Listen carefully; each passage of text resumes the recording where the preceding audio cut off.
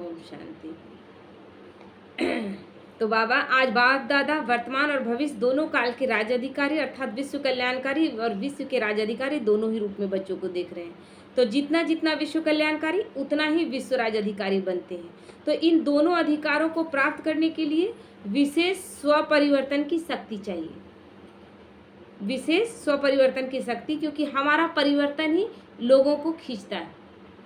तो हम ये ना सोचें कि जैसे कि कभी भी आप तैयार होकर जाते हैं, तो अब तैयार होकर जाते हैं तो कोई दिखाता है कि नहीं आपके चेहरे में ये दाग अब ठीक से नहीं हुआ, कोई दूसरा ही दिखाएगा ना। तो उसी तरह की मिला कर देखता है। जैसे हमारा क्या, हमारा संस्कारों का है, तो हम कहीं भी जाते हैं ना, लोग हमसे मिला कर देखते हैं। हमारा व्यवहार है, हम आईना बन जाते हैं। ये वो आईना जो है जिसमें लोग तैयार होकर मेकअप करके निकलते हैं, अपना कहाँ दाग धब्बा ये देखते हैं। लेकिन हम संस्कारों का आईना है कि लोग मिला कर देखेंगे, लगेगा कि नहीं वो बात नहीं है, जो बात इनमें है ना वो बात हमें नहीं। तो यही जो हमारा स्वयं का धीरे धीरे परिवर्तन हो रहा है, यही परिवर्तन विश्व का परिवर्तन लाएगा। तो इसीलिए भगवान जब आते हैं इस दुनिया को बदलने के लिए, तो कोई हथियार लेकर नहीं आते, कोई बहुत बड़ी बड़ी चीज़ें लेकर नहीं आते हैं, केवल ज्ञान लेकर आते हैं।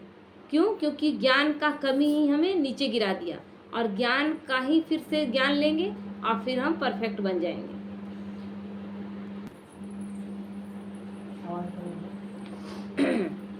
तो उस दिन भी सुनाया था कि परिवर्तन शक्ति को अमृत वेले से लेकर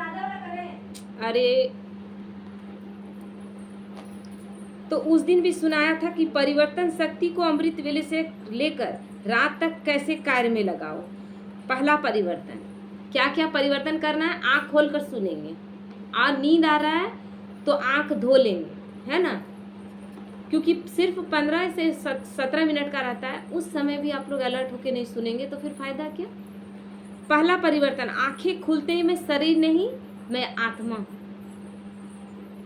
परिवर्तन जीवन में आ गया ना। पहले उठते थे, पता रहता था क्या क्या करना है, बस उठते थे और चिंता लेकर उठते थे कि इतना सारा काम, और बस काम में लग जाते, चिंता के साथ उठना, फिर रात में सोते घड़ी चिंता में सो जाना, और चिंता करना एक नेचुरल चीज हमारा बन गया था। लेकिन अब आँख खुलते ही क्या हो गया, मैं शरीर नहीं, मैं एक आत्मा हूँ। चेंजिंग आ गया। और कितना बड़ा चेंजिंग आया। जो शरीर दिख रहा है 5 फुट का 6 फुट का, वो नहीं, अब इतनी छोटी सी बिंदु में आत्मा हूँ जो कि दिख नहीं रही है। तो यह है आदि समय का आदि परिवर्तन संकल्प। इसी आदि संकल्प के साथ सारे दिनचर्या का आधार है।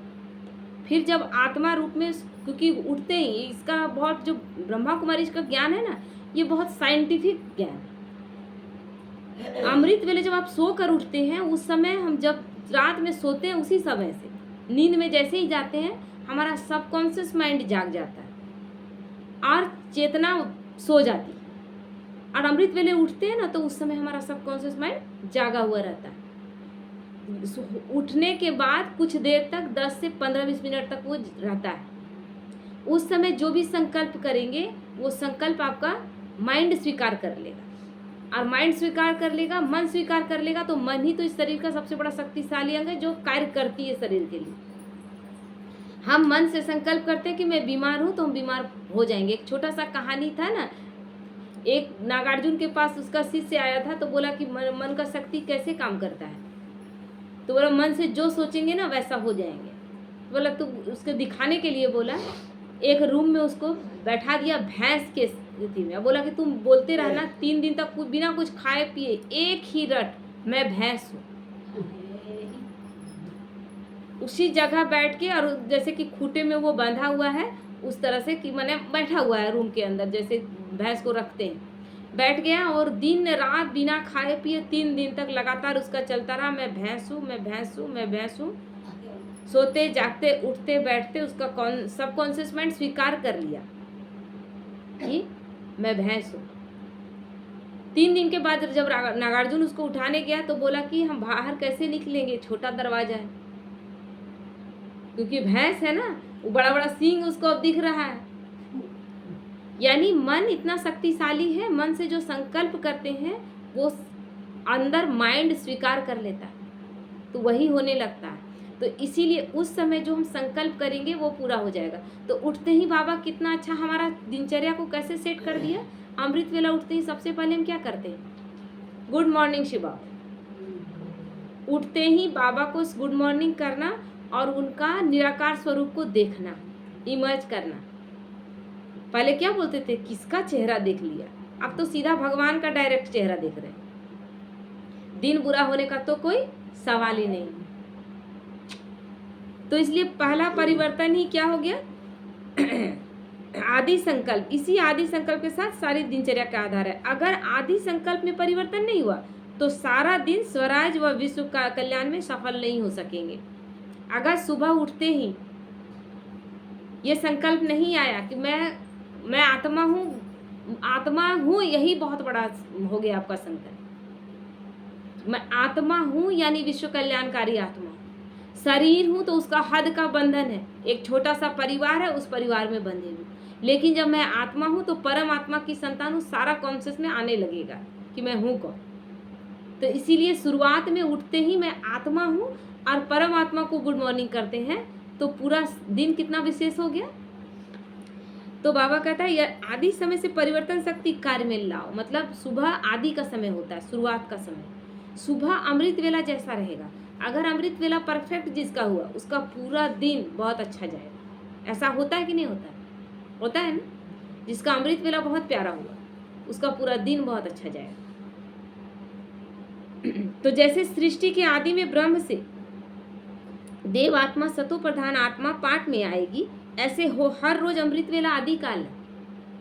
जिस तरह जो युग का आदि समय है वो सतयुग है ना, तो हमारा भी आदि समय भी सुबह का समय है। तो सुबह का समय हमारे लिए सतयुग का समय हो गया, ये समझना है। तो इसलिए इस आदि काल के समय भी उठते ही पहला संकल्प याद में क्या रहे, ब्राह्मण आत्मा हम इस धरा में पधारे। मैं आत्मा इस तन का आधार लेकर इस तन में अवतरित हुई हूँ। जैसे शिव बाबा ब्रह्मा तन का आधार लेकर सारी सृष्टि का परिवर्तन कर रहा है, मैं आत्मा भी इस शरीर का आधार लेकर परमात्मा के कार्य में सहयोगी, मैं विश्व कल्याणकारी आत्मा हूँ। कितना शक्तिशाली संकल्प हो गया। बाप से मिलन मनाने के लिए आई हूँ। तो यही समर्थ संकल्प, श्रेष्ठ बोल, श्रेष्ठ कर्म का आधार बन जाएगा। जितना संकल्प श्रेष्ठ,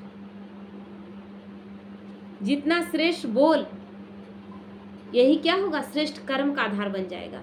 पहले क्या था, श्रेष्ठ न श्रेष्ठ संकल्प था, न श्रेष्ठ बोल था, कुछ था हमारे पास।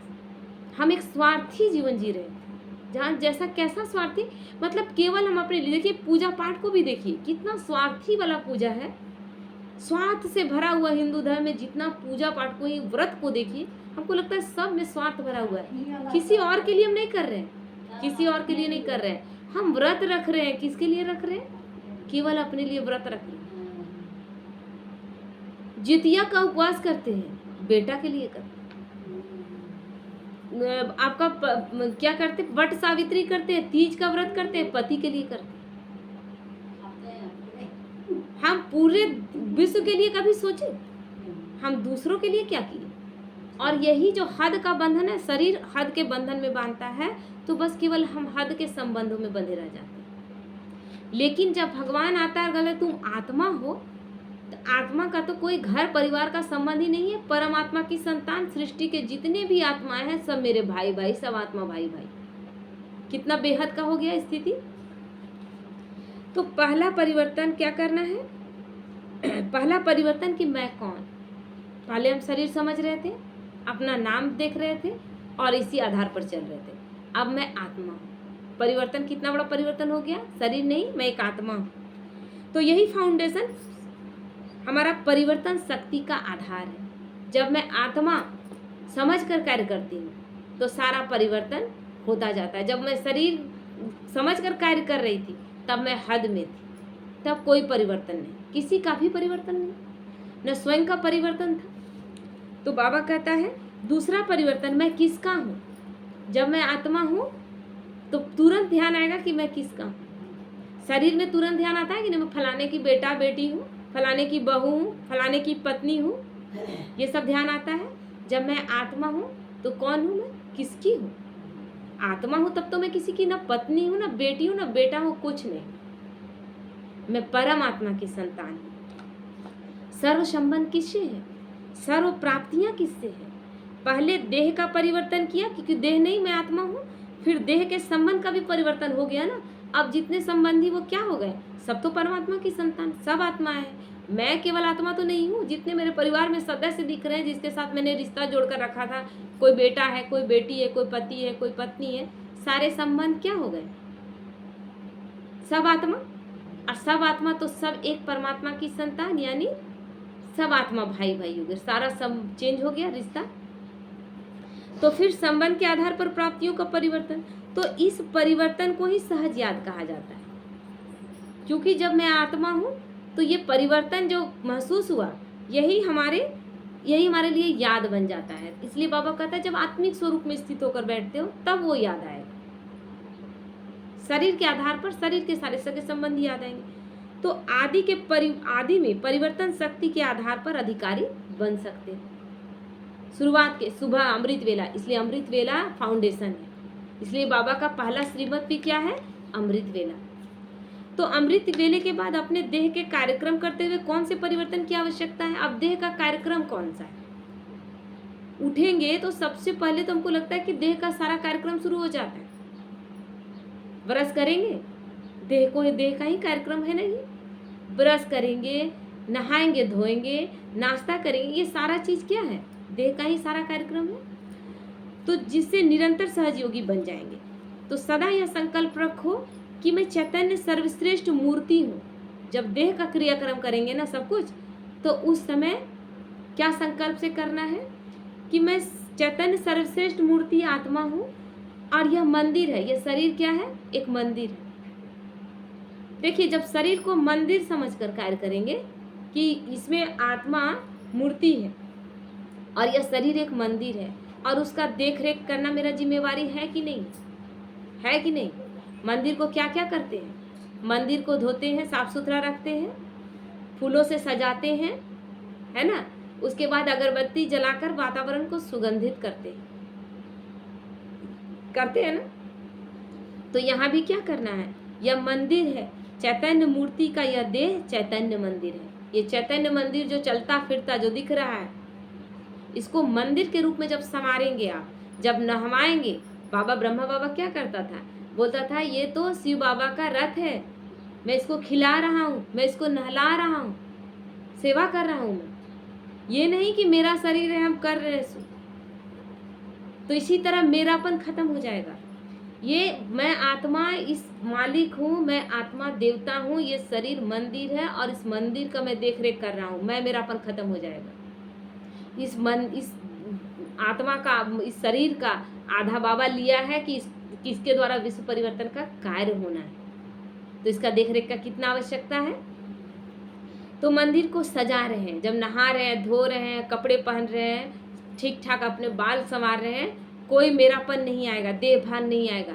जब इसको मंदिर को जैसे सजाते हैं वो सोच कर सजाना है। तो इस मंदिर के अंदर स्वयं बाप दादा की प्रिय मूर्ति विराजमान है। बाबा की प्रिय मूर्ति हम बच्चे हैं कि नहीं? हम आत्माएं। तो ये सोचकर कि भगवान की संतान, परमात्मा की मैं आत्मा संतान यहाँ पर विराजमान हूँ, तो भगवान के लिए मैं इस मंदिर को सजा रही हूँ। जिस मूर्ति के गुणों की माला स्वयं बाप दादा सिमरन करते हैं। बाबा अपने बच्चों का गुणगान करता है कि नहीं? महिमा करता है। वंदे मातरम किया, किसके लिए किया? बच्चों के लिए ही किया ना। तो जिस मूर्ति की महिमा स्वयं बाप करते हैं, ऐसी विशेष मूर्ति का विशेष मंदिर है ये। तो ये समझकर जब हम करेंगे तो देहभान नहीं आएगा, कोई देहभान नहीं रहेगा। जितनी मूर्ति वैल्यूबल होती है, मूर्ति के आधार पर मंदिर की भी वैल्यू होती है ना। कोई भी अभी देखिए, तीर्थों में जा रहे हैं, उस मंदिर की वैल्यू ज्यादा हो गई। यहाँ बगल में आपने जो मंदिर बनाया था मूर्ति के आधार पर ही ना, वो उन मूर्तियों को बोला जाता है सिद्ध स्वरूप मूर्ति है। तो उन मूर्तियों का वैल्यू अलग है और यहाँ की वैल्यू अलग है। तो हम वैल्यूबल कैसे होंगे? हम तो वैल्यूबल हैं ही, क्योंकि हमें परमात्मा ने चुना है। तो ये सोच कर हमें उन मंदिर की देखभाल करनी है। मंदिर समझकर जब शरीर की देख रेख करेंगे तब आपके अंदर खाने के पीने के प्रति जो आसक्ति है वो नहीं आएगा, पहनने ओढ़ने के प्रति जो आसक्ति है वो नहीं आएगा, मेरा है ये आसक्ति खत्म हो जाएगा। तो ये बाबा क्यों कर रहा है? ताकि बार बार ये करते रहने से स्थिति बेहतर हो जाएगी। तो परिवर्तन क्या करना है? मेरा शरीर नहीं, लेकिन बाप दादा की वैल्यूबल मूर्ति का यह मंदिर है। स्वयं ही मूर्ति, स्वयं ही मंदिर का ट्रस्टी बनकर मंदिर को सजाते रहो। वो मंदिर तो क्या होता है, मूर्ति है, उस मंदिर बना हुआ है, लोग आकर और उस मंदिर को धोते हैं, साफ करते हैं, स्वच्छ बनाते हैं, अगरबत्ती जलाते हैं, पूजा पाठ करके उस वातावरण को अच्छे वाइब्रेशन के साथ उस वातावरण को शुद्ध करते हैं। लेकिन हमारी क्या है, मंदिर भी हम, हमारी मंदिर, मूर्ति भी हम, और सजाना भी हमें है, साफ स्वच्छ हमें ही रखना है ना? कितना अच्छा जिम्मेवारी है। तो बाबा कहता है कि स्वयं ही मूर्ति और स्वयं ही मंदिर का ट्रस्टी बनकर मंदिर को सजाते रहो। इस परिवर्तन संकल्प के आधार पर मेरापन अर्थात देहभान परिवर्तन हो जाएगा। ये जो इस आधार पर जब हम अपना शरीर का भी देखभाल करेंगे तो शरीर का भान स्वतः खत्म हो जाएगा, है ना? इसके बाद क्या समझना है, अपना गॉडली स्टूडेंट रूप सदा स्मृति में रहे कि हम भगवान के स्टूडेंट हैं। भगवान हमें पढ़ाने आया है और भगवान हमें अपने जैसा भगवान बनाने आया है, मास्टर भगवान बनाने आया है। हम साधारण नहीं हैं। तो इसमें विशेष परिवर्तन संकल्प कौन सा चाहिए, जिससे हर सेकंड की पढ़ाई, हर अमूल्य बोल की धारणा से हर सेकंड वर्तमान और भविष्य श्रेष्ठ प्रारब्ध बन जाए। इसमें सदा यह परिवर्तन संकल्प चाहिए कि मैं कोई साधारण स्टूडेंट नहीं हूँ, तब परिवर्तन होगा। हर वक्त हमारा स्थिति कैसा रहे कि मैं साधारण नहीं, मैं अति विशिष्ट हूँ, क्योंकि मैं परमात्मा द्वारा चुनी गई स्टूडेंट हूँ। भगवान स्वयं मुझे पढ़ाने आया है, भगवान स्वयं मेरा परिवर्तन करने आया है, भगवान मेरे द्वारा पूरे विश्व का परिवर्तन करने आया है। ये नशा अपने अंदर, क्योंकि 800 करोड़ आत्माएं थी, बाबा ने सबको नहीं चुना है। ये नशा रहेगा ना तो आप ढूंढेंगे कि कहाँ कुछ ज्ञान बाबा का, कहाँ मुरली सुने, कहाँ बाबा का कुछ ज्ञान का बात सुने, कहाँ पढ़ ले, हर वक्त यही अटेंशन रहेगा। अब मन दूसरे तरफ जाएगा ही नहीं। तो बाबा इसलिए कहता है मैं साधारण स्टूडेंट नहीं, साधारण पढ़ाई नहीं, लेकिन डायरेक्ट बाप रोज दूर देश से हमको पढ़ाने आते हैं, परम धाम से हमें पढ़ाने आते हैं। तो हमारा कितना अटेंशन चाहिए। ये पढ़ाई साधारण नहीं है। और ये समय जो पढ़ाने के लिए टीचर आया है ये बार बार नहीं आएगा। वो लौकिक पढ़ाई वाला पढ़ाई नहीं है कि आपने इस साल फेल किया तो अगले साल फिर आप एडमिशन लिए और फिर से पढ़ाई पढ़े, फिर फेल कर गए, तीसरे साल फिर पढ़े। नहीं, बड़े अटेंशन के साथ ये पढ़ाई, और बहुत सहज है, सरल भी है, सहज भी है। केवल भगवान के बताए श्रीमत पर चलेंगे, अपना संपूर्ण परिवर्तन कर देंगे। हमारा परिवर्तन ही विश्व परिवर्तन का कार्य करेगा। ओम शांति।